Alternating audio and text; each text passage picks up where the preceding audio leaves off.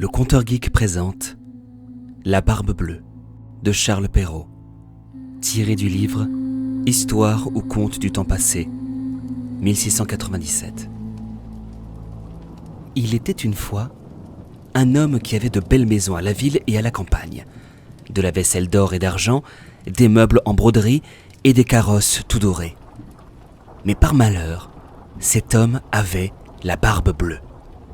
Cela le rendait si laid et si terrible qu'il n'était ni femme ni fille qui ne s'enfuit de devant lui. Une de ses voisines, dame de qualité, avait 2 filles parfaitement belles. Il lui en demanda une en mariage et lui laissa le choix de celle qu'elle voudrait lui donner. Elle n'en voulait point toutes 2 et se le renvoyaient l'une à l'autre, ne pouvant se résoudre à prendre un homme qui eut la barbe bleue. Ce qui les dégoûtait encore, c'est qu'il avait déjà épousé plusieurs femmes, et qu'on ne savait ce que ces femmes étaient devenues.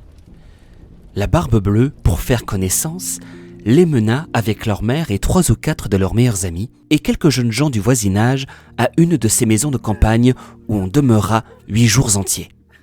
Ce n'était que promenades, que parties de chasse et de pêche, que danses et festins, que collations. On ne dormait point et on passait toute la nuit à se faire des malices les uns aux autres. Enfin, tout alla si bien que la cadette commença à trouver que le maître du logis n'avait plus la barbe si bleue et que c'était un fort honnête homme.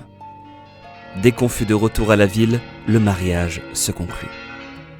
Au bout d'1 mois, la barbe bleue dit à sa femme qu'il était obligé de faire un voyage en province de 6 semaines au moins pour une affaire de conséquence, qu'il la priait de se bien divertir pendant son absence, qu'elle fit venir ses bonnes amies, qu'elle les mena à la campagne si elle le voulait, que partout elle fit bonne chère. « Voilà, dit-il, les clés des 2 grands garde-meubles. Voilà celle de la vaisselle d'or et d'argent qui ne sert pas tous les jours. Voilà celle de mes coffres-forts où est mon or et mon argent, celle des cassettes où sont mes pierreries, et voilà le passe-partout de tous les appartements. Pour cette petite clé-ci, c'est la clé du cabinet au bout de la grande galerie de l'appartement bas. Ouvrez tout, allez partout, mais pour ce petit cabinet, je vous défends d'y entrer, et je vous le défends de telle sorte que s'il vous arrive de l'ouvrir, il n'y a rien que vous ne deviez attendre de ma colère. » Elle promit d'observer exactement tout ce qui lui venait d'être ordonné, et lui, après l'avoir embrassée, il monte dans son carrosse et part pour son voyage. Les voisines et les bonnes amies n'attendirent pas qu'on les envoyât quérir pour aller chez la jeune mariée, tant elles avaient d'impatience de voir toutes les richesses de sa maison, n'ayant osé y venir pendant que le mari y était, à cause de sa barbe bleue qui leur faisait peur. Les voilà aussitôt à parcourir les chambres, les cabinets, les garde-robes, toutes plus belles et plus riches les unes que les autres. Elles montèrent ensuite au garde-meubles où elles ne pouvaient assez admirer le nombre et la beauté des tapisseries, des lits, des sofas, des cabinets, des guéridons, des tables et des miroirs où l'on se voyait depuis les pieds jusqu'à la tête et dont les bordures, les unes de glace, les autres d'argent et de vermeil doré, étaient les plus belles et les plus magnifiques qu'on eût jamais vues. Elles ne cessaient d'exagérer et d'envier le bonheur de leur ami, qui cependant ne se divertissait point à voir toutes ces richesses à cause de l'impatience qu'elle avait d'aller ouvrir le cabinet de l'appartement bas. Elle fut si pressée de sa curiosité que, sans considérer qu'il était malhonnête de quitter sa compagnie, elle y descendit par un petit escalier dérobé et avec tant de précipitation qu'elle pensa se rompre le cou 2 ou 3 fois. Étant arrivée à la porte du cabinet, elle s'y arrêta quelque temps, songeant à la défense que son mari lui avait faite et considérant qu'il pourrait lui arriver malheur d'avoir été désobéissante. Mais la tentation était si forte qu'elle ne put la surmonter. Elle prit donc la petite clé et ouvrit en tremblant la porte du cabinet. D'abord, elle ne vit rien, parce que les fenêtres étaient fermées. Après quelques moments, elle commença à voir que le plancher était tout couvert de sang caillé, et que dans ce sang se miraient les corps de plusieurs femmes mortes et attachées le long des murs. C'étaient toutes les femmes que la barbe bleue avait épousées, et qu'il avait égorgées l'une après l'autre. Elle pensa mourir de peur, et la clé du cabinet qu'elle venait de retirer de la serrure lui tomba de la main. Après avoir un peu repris ses sens, elle ramassa la clé, referma la porte et monta à sa chambre pour se remettre un peu. mais elle n'en pouvait venir à bout tant elle était émue. Ayant remarqué que la clé du cabinet était tachée de sang, elle l'essuya 2 ou 3 fois, mais le sang ne s'en allait point.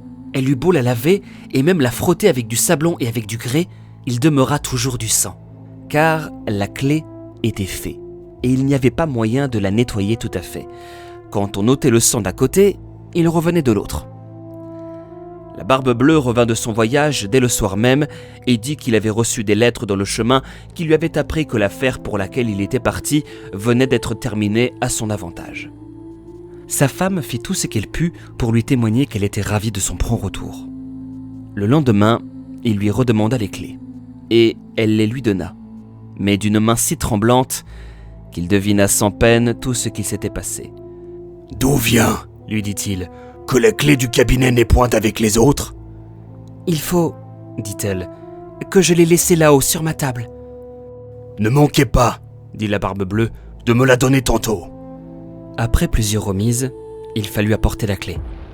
La Barbe Bleue, l'ayant considérée, dit à sa femme. « Pourquoi y a-t-il du sang sur cette clé ?»« Je n'en sais rien, répondit la pauvre femme, plus pâle que la mort. « Vous n'en savez rien, reprit la Barbe Bleue. Je le sais bien, moi. Vous avez voulu entrer dans le cabinet.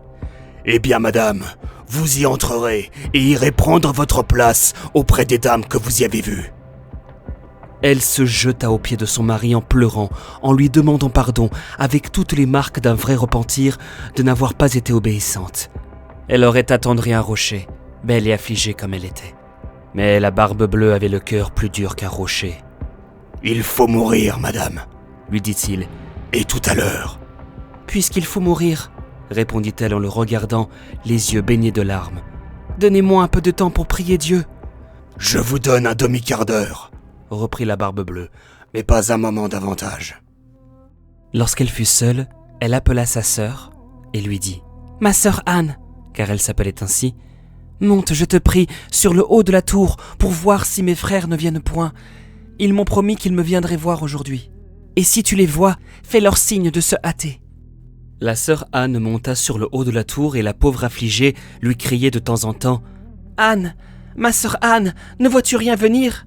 Et la sœur Anne lui répondait « Je ne vois rien, que le soleil qui poudroie et l'herbe qui verdoie. » Cependant, la Barbe Bleue, tenant un grand coutelas à sa main, criait de toutes ses forces à sa femme « Descends vite, ou je monterai là-haut. »« Encore un moment, s'il vous plaît, » lui répondait sa femme. Et aussitôt, elle criait tout bas « Anne, ma sœur Anne, ne vois-tu rien venir ?» Et la sœur Anne répondait « Je ne vois rien, que le soleil qui poudroie et l'herbe qui verdoie. »« Descends donc vite, » criait la Barbe Bleue, « ou je monterai là-haut. »« Je m'en vais, » répondait la femme.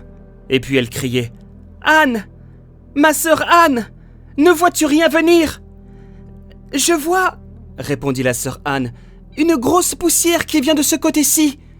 Sont-ce mes frères ? Hélas, non, ma sœur, c'est un troupeau de moutons. »« Ne veux-tu pas descendre ?» criait la Barbe Bleue. « Encore un moment, » répondait sa femme. Et puis, elle criait « Anne, ma sœur Anne, ne vois-tu rien venir ?»« Je vois, » répondit-elle, « 2 cavaliers qui viennent de ce côté-ci, mais ils sont bien loin encore. »« Dieu soit loué !» s'écria-t-elle un moment après. « Ce sont mes frères. Je leur fais signe tant que je puis de se hâter. » La Barbe Bleue se mit à crier si fort que toute la maison en trembla. La pauvre femme descendit et alla se jeter à ses pieds, tout éplorée et tout échevelée. « Cela ne sert à rien, » dit la Barbe Bleue. « Il faut mourir. » Puis, la prenant d'une main par les cheveux et de l'autre levant le coutelas en l'air, il allait lui abattre la tête. La pauvre femme, se tournant vers lui et le regardant avec des yeux mourants, lui pria de lui donner un petit moment pour se recueillir. « Non, non, dit-il, recommande-toi bien à Dieu. » Et levant son bras, dans ce moment, on heurta si fort à la porte que la Barbe Bleue s'arrêta tout court. On l'ouvrit et aussitôt on vit entrer 2 cavaliers qui, mettant l'épée à la main, coururent droit à la Barbe Bleue. Il reconnut que c'étaient les frères de sa femme, l'un dragon et l'autre mousquetaire. de sorte qu'il s'enfuit aussitôt pour se sauver. Mais les 2 frères le poursuivirent de si près qu'ils l'attrapèrent avant qu'il pût gagner le perron. Ils lui passèrent leur épée au travers du corps et le laissèrent mort. La pauvre femme était presque aussi morte que son mari et n'avait pas la force de se lever pour embrasser ses frères. Il se trouva que la Barbe Bleue n'avait point d'héritier et qu'ainsi sa femme demeura maîtresse de tous ses biens. Elle en employa une partie à marier sa sœur Anne avec un jeune gentilhomme dont elle était aimée depuis longtemps. Une autre partie à acheter des charges de capitaine à ses 2 frères. Et le reste à se marier elle-même à un fort honnête homme qui lui fit oublier le mauvais temps qu'elle avait passé avec la Barbe Bleue. Moralité. La curiosité, malgré tous ses attraits, coûte souvent bien des regrets. On en voit tous les jours 1000 exemples paraître. C'est, n'en déplaise au sexe, un plaisir bien léger. Dès qu'on le prend, il cesse d'être.